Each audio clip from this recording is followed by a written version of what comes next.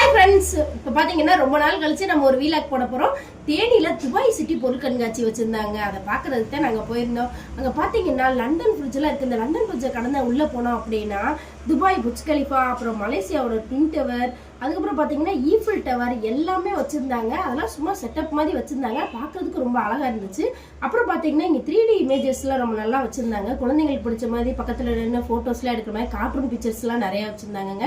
குழந்தைங்க மட்டும் இல்லை, நம்மளுமே அந்த மாதிரி ஃபோட்டோஸ்லாம் நிறைய நின்று எடுக்கலாம் போல். ரொம்ப ரொம்ப நல்லா இருந்துச்சு. இங்கே பாருங்க, நானுமே 2-3 போஸ்ட்லாம் கொடுத்தேன். நல்லா இருந்துச்சு. இதெல்லாம் ரொம்ப என்ஜாய்மெண்ட்டாக இருந்துச்சு. செக்மெண்ட் என்னன்னு பார்க்கலாமா?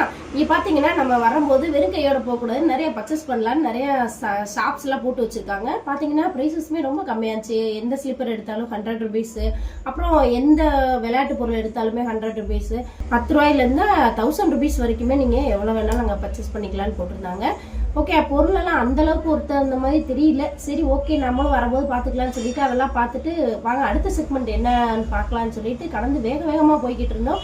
அங்கே போய் பார்த்தீங்கன்னா வாவ், நமக்கு இந்த கேம்ஸ்லாம் விளாட்றதுக்கு ரொம்ப பிடிக்கும். அந்த மாதிரி குழந்தைங்க விளாட்றதுக்கான எல்லா கேம்ஸுமே வச்சுருந்தாங்க. இது குழந்தைங்க மட்டும் இல்லை, நம்மளுமே என்ஜாய் பண்ணி விளாட்லாம் போல் அப்படிலாம் இருந்தது.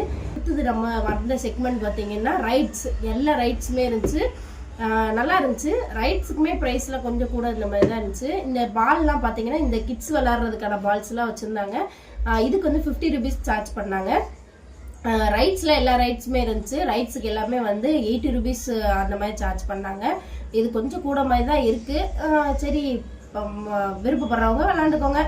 அடுத்து பார்த்தீங்கன்னா நம்மளோட செக்மெண்ட் என்னன்னு பார்த்தீங்கன்னா வாவ், எல்லாமே சாப்பிட்ற பொருள் தாங்க. நம்ம ஆசைப்பட்டு சாப்பிட்ற எல்லா விஷயமும் வச்சுருந்தாங்க. பஞ்சு மிட்டாய், ஐஸ்கிரீமு, குழந்தைங்க இதெல்லாம் பார்த்தா கண்டிப்பாக கேட்பாங்க, அதுக்காகவே வச்சுருந்தாங்க. காலிஃப்ளவராக இருக்கட்டும், பஜ்ஜி எல்லாமே இருந்துச்சுங்க.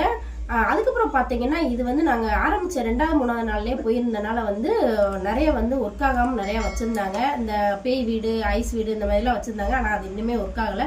இது பார்த்தீங்கன்னா டிசம்பர் 31 பிப்ரவரி 2 வரைக்கும் தாங்க இது இருக்குது. இது எங்கே இருக்குது அப்படின்னா மேலகாமில் பிசி பட்டி அந்த இடத்துல தான் போட்டிருக்காங்க.